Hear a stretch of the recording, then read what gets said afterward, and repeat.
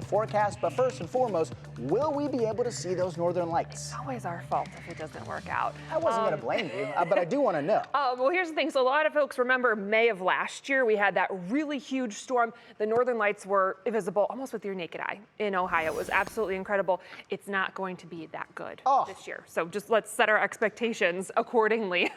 Having said that, though, it's still a decent chance. We're going to see a K-index right around a 7, which is kind of what we need to have those visible down towards the Great Lakes region. This is really going to peak kind of later Sunday and into very early Monday, and then kind of taper off into Tuesday. So that's going to be the best time frame to potentially see those northern lights. So really Sunday night, early Monday morning. It's got to be dark, obviously. Look towards the north. Your phone on the night mode is possibly going to be how you would have the best chance of seeing them away from city lights. Also going to help your viewing potential. Again, expectations accordingly. It's not going to be as good as it was last year in May, but hey, it's something, and we don't have that very often.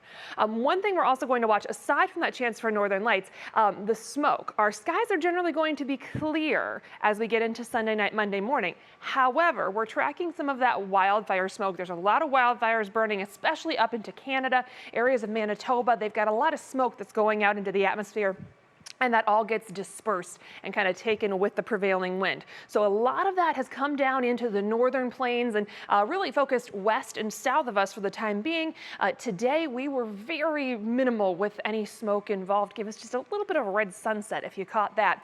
We're gonna have some more of those because we're gonna watch over the coming days as some of that smoke tries to move our way. Into tomorrow, we might see a little bit of that haziness at times. So keep in mind, even though we say abundant sunshine, the sun's gonna be so nice the next few days, that haziness is still going to be a possibility because of some of that smoke mixing in through the levels of the atmosphere. So we'll watch for that during the day on Sunday, but then this model gives us a break in that smoke as we get into tomorrow night, which would help us with our potential to see the northern lights. Again, our skies generally are going to be clear. That smoke would be our biggest hindrance, so we'll watch that closely. That heavier smoke dispersed through the atmosphere is going to try to move our way, especially as we get into Monday and Tuesday. That's going to bring some more of that haziness to our skies. It could also mean some of that red tint to our sunrises and sunsets. That makes them really interesting. So a couple things to watch out for as we get into the week. Tonight, we are wrapping up May and heading into June. So of course we have one more cold night to worry about. Temperatures could be down into the 30s for some of our coldest areas further inland. Patchy frost is not likely, but a couple areas that tend to run cold could potentially have a little bit of that. I don't think that's going to be a problem for the majority of us though.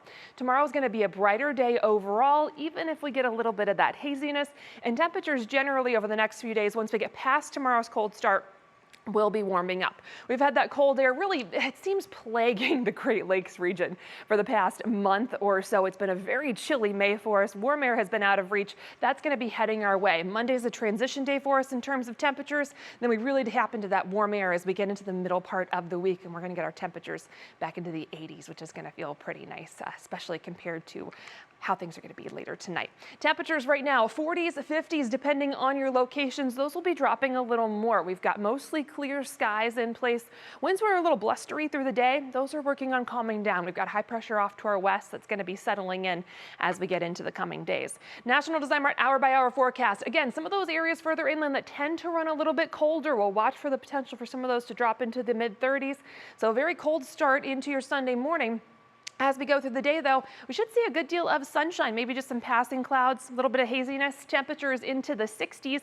We'll generally keep clear skies as we go through Sunday night and into early Monday, especially when we have kind of the darkest time of night. That's your best chance to check out those northern lights. Again, look to the north, away from city lights. Into Monday, not as chilly to start the day, and we're going to see a good deal of sunshine. However, with clear skies, that haziness is still going to be likely for us on Monday.